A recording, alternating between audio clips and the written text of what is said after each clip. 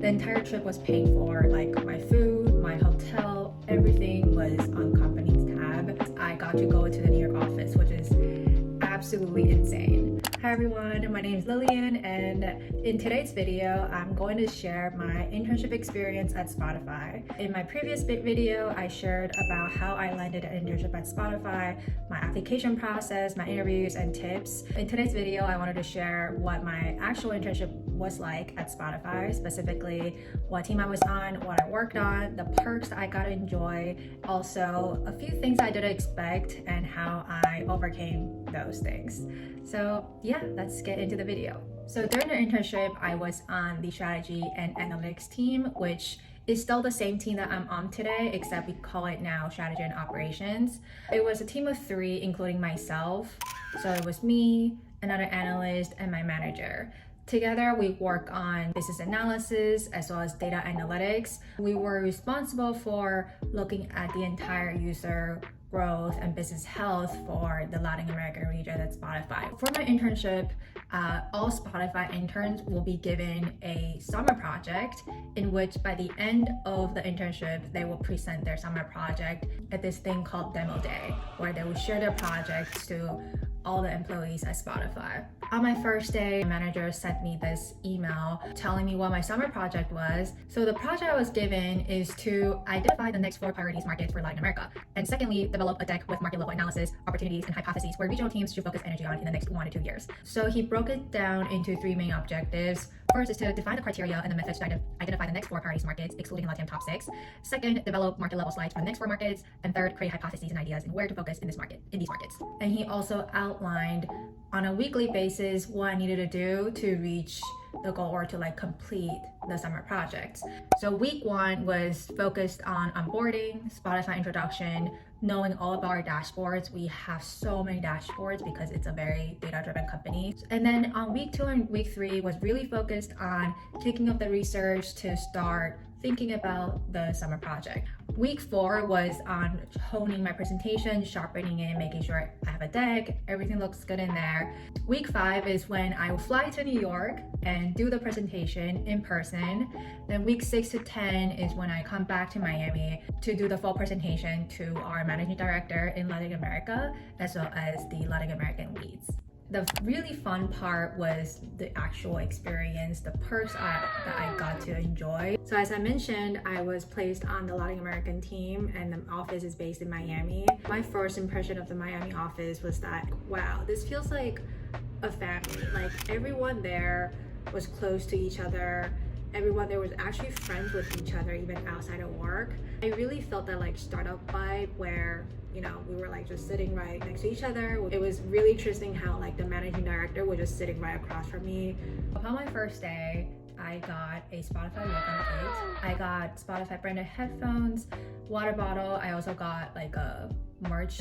Because this internship is based in Miami, I was at New York at that time, so they actually gave me a relocation bonus. So I was able to get myself a really, really beautiful apartment right across the office, and it just made everything so much easier. I also got to go to the Viva Latino concert in Miami. It was so insane. I remember we were sitting at the front.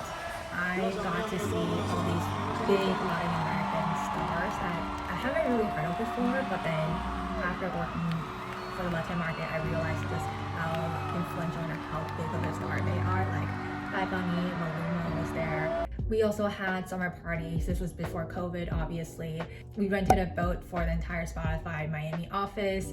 We got to cruise through Miami. We had tacos, we had PJs. One of the coolest experiences was they actually flew me out to New York for the demo day. The entire trip was paid for, my food, my hotel, everything was on company's tab. They put me in this really nice hotel in Soho. As a new grad, that was just something so foreign to me, and I was like, wow, I felt so rich. I've never felt so carefree in the way I get to spend money. During those 3 days, I got to go to the New York office, which is absolutely insane. It was a building in World Trade Center from 60 something for 4 or 5 floors. It's all Spotify's. And in the New York office, they had barista bar, so you can go up to the barista, they make whatever coffee you want them to make, so it's like a real coffee shop. They also had like game room with like arcades, Mario Kart, dancing machines, all that stuff. They also had this meditation room, and people actually go in to meditate, which is really cool and awesome to see. The food in the office was also amazing. We had like breakfast, lunch, like buffet style before COVID. For the breakfast, it would be like your typical hotel style breakfast, and then they have like different flavors of smoothies. There's also like kombucha and coffee on tap. Having seen that, it's definitely like spoiled me in a way. I feel like now when I look at other companies, I also pay attention to like the perks that they give, the office that they have, the little things like that. So yep. So I thought I would also talk about kind of two things I didn't expect from the internship. Obviously, when I got into the internship, I was so excited and I was so ready to learn, but you know, sometimes reality is reality. So here are two things I didn't expect from the internship. The first thing is knowing just how little I know about everything and how much there is for me to learn.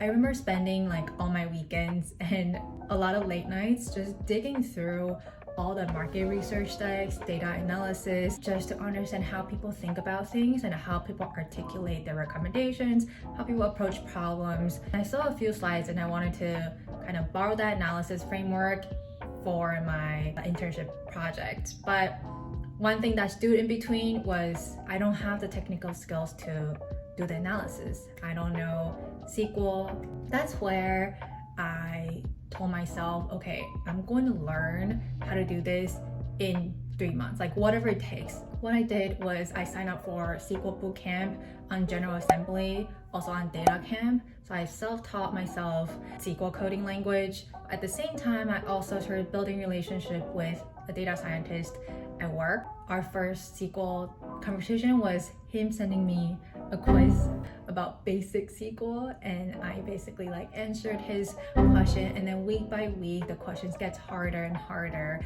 I remember halfway through the internship, I was able to then talk about the analysis that I had seen and get his advice on how I could potentially kind of reappropriate it for my internship project. So I think the takeaway here is be really hungry for knowledge and find exactly what you wanted to learn and find a way to learn it. I just also wanted to say that it's absolutely okay for you to not come in with a lot of skill sets and knowledge. Like they're not expecting you to be able to contribute from day one or even like by the end of your internship. What they wanted to see is at least, you know, you have the hunger for knowledge. And I think what's more important is the initiatives that you take to get those knowledge and to teach yourself things that you don't know. So Spotify operates on this model to drive your own development. Even as a full-time employee, that statement still stands, and it's something that we talk a lot about at Spotify. What that means is that people are not necessarily going to tell you exactly what to do. Instead, you're supposed to find what you want to do based on your interest and career ambition, and you're supposed to just go for it. The second thing that I didn't expect was how difficult it was to get a full-time offer from the internship. What I didn't realize is that Spotify teams actually plan for their headcounts months and months in advance. Internship to full-time headcount is not guaranteed unless your manager has already secured a headcount and like already allocated a spot for you, but that's not very common based on what I saw. I realized that there wasn't like a headcount open on my team, so I was really stressed for the entire like internship basically, especially after knowing that. And at the time I remember telling myself, if that's the case, I can't just do the bare minimum. I need to over deliver. I need to make people like me. I need to make people see the value I bring. I need to make people see the potential I have in addition to delivering a great summer project. So with that, there were a bunch of things that I did. So the first thing I thought about is to find areas where I can really add value.